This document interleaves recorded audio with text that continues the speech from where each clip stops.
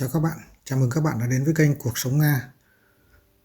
Hôm nay tôi xin giới thiệu với các bạn một cái chủ đề mới, đấy là về một cái việc làm rất ý nghĩa của cộng đồng người Việt tại Moscow, Liên bang Nga, đã gây chấn động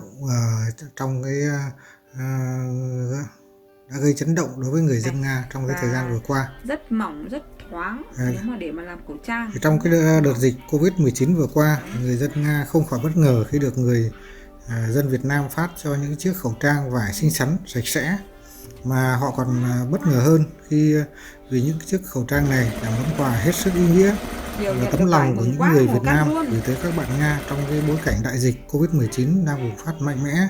Chiến luôn. Minh Thùy là một cô gái Việt Nam đến từ Đắk Lắk. Cô theo chồng sang Nga sinh sống và định cư tại Liên bang Nga, và cô đã là người đầu tiên mở màn cho chiến dịch may khẩu trang tặng cho người Nga và tặng cho cộng đồng người Việt Nam đang sinh sống làm việc tại Moscow, Liên bang Nga. Thì Minh Thùy đã tự may khẩu trang, đồng thời vận động các cái bạn người Việt cũng đang sinh sống ở Nga cùng may khẩu trang. Trong thời điểm dịch bùng phát mạnh, tất cả các cửa hàng bán vải đều đóng cửa. Các bạn đã tự thu gom vải vụn, đi đến một số siêu thị mà còn mở cửa. Các cái siêu thị, trong các siêu thị bán đồ ăn thì vẫn có một số góc họ bán các cái quần áo rồi các đồ dùng sinh hoạt, nhưng mà số lượng rất ít. Thì các bạn đến đấy để mua những cái áo phông và có thể mà may được khẩu trang, về cắt ra và may thành những chiếc khẩu trang xinh xắn. Sau khi may xong, các bạn còn đóng riêng từng chiếc khẩu trang vào từng chiếc túi ni lông dán kín để bảo đảm sạch sẽ. Đồng thời kêu gọi các xưởng may của người Việt ở tại Moscow, Liên bang Nga, những cái xưởng mà còn hoạt động, để cùng chung tay may khẩu trang miễn phí. Khi chuẩn bị phát khẩu trang, các bạn phải làm rất cẩn thận cho từng chiếc khẩu trang vào trong túi ni lông, và phát cũng phải rất cẩn thận khi dặn họ rằng khẩu trang này có thể tái sử dụng nhiều lần và phải giặt là khô ở nhiệt độ 45 độ C rồi mới dùng. Vì luật của Nga rất là nghiêm khắc, kể cả bán kể cả cho. Nếu như có người phản ánh là sản phẩm kém vệ sinh hay là bị bệnh do dùng sản phẩm, thì cơ quan chức năng họ sẽ đến kiểm tra về chất lượng và xuất xứ hàng hóa. Vậy cho nên các bạn phải làm rất cẩn thận, vì không may có người đeo khẩu trang mà bị dị ứng thì sẽ trở thành phản tác dụng. Sau khi may xong, các bạn lại chia nhau đi đến từng khu dân cư có người Việt sinh sống để phát khẩu trang, đồng thời phát cho cả người Nga. Các bạn Nga rất bất ngờ vì trong lúc không một cửa hàng hiệu thuốc nào bán khẩu trang, ngay cả nhiều người Nga có tiền cũng không mua được khẩu trang, nhất là những ông bà già lớn tuổi, những người mà cô đơn, những người tàn tật thì càng không thể có cơ hội mua được khẩu trang. Khi phát khẩu trang, các bạn cũng rất cẩn thận, phải đeo khẩu trang, đeo găng tay và đứng ở xa để đảm bảo an toàn cho mình. Nhiều bạn Nga đã bày tỏ sự biết ơn và cùng chụp ảnh livestream lên các mạng xã hội của Nga. Những điều đó đã làm cho các bạn rất phấn khởi vì sự cố gắng, sự vất vả của các bạn đã được các bạn Nga đón nhận với tình cảm trân trọng.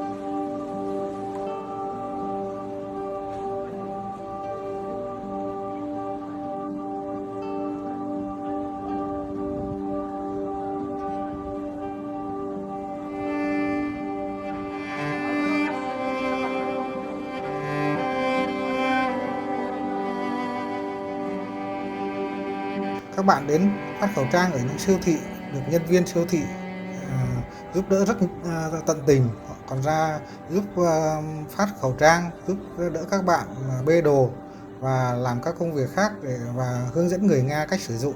Trong nhóm phát khẩu trang miễn phí tại Moscow, có bạn còn đi xe đạp đến từng khu phố, đến từng khu vực có người Việt và người Nga sinh sống để phát khẩu trang. Đây là ông chủ tịch Hội đồng Hương Thái Bình. Tôi đứng ra và xin chủ tịch những chiếc găng tay, chiếc khẩu trang để mang đi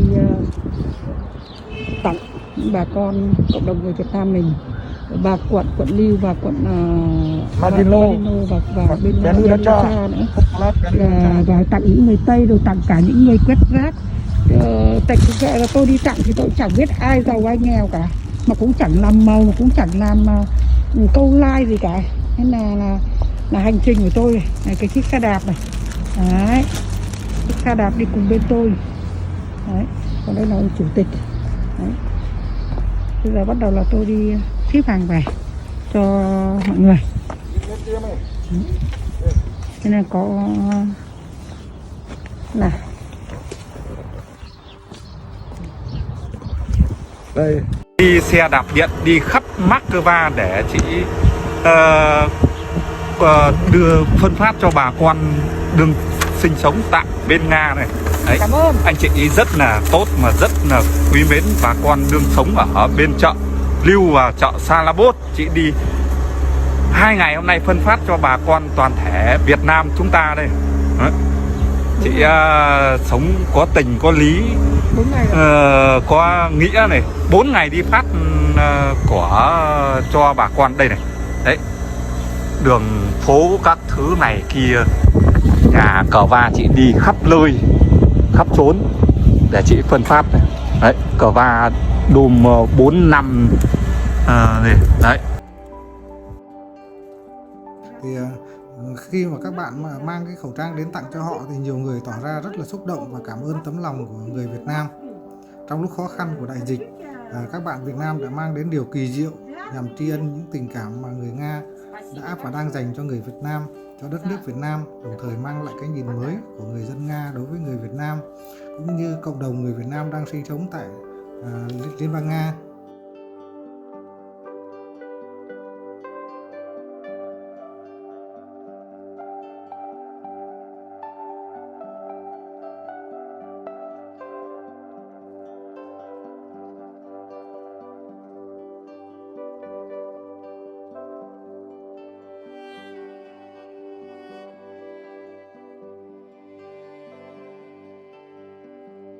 Trên các thùng đựng khẩu trang, các bạn đã khéo léo gắn 2 lá cờ Việt Nam và lá cờ Nga, đồng thời không quên hướng dẫn họ cách sử dụng.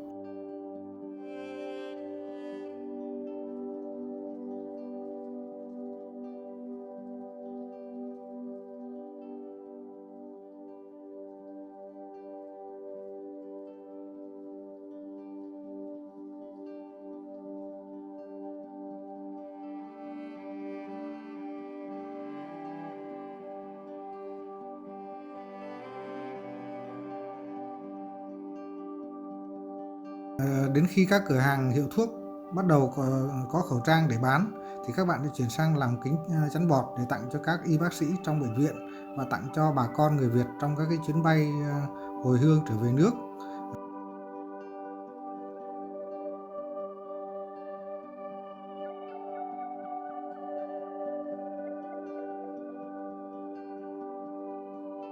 Những cái nhóm khác thì các bạn lại quyên góp tiền đặt các suất ăn để tặng cho các y bác sĩ trong bệnh viện và các cái trung tâm vận chuyển cấp cứu, vì thường trong cái đại dịch các y bác sĩ thường không có đủ thời gian để đi xuống nhà ăn để ăn, và họ chỉ có đủ thời gian để ăn những cái gì mà sẵn có hiện có. Do vậy cho nên là các bạn đã quyên góp và đặt các suất ăn.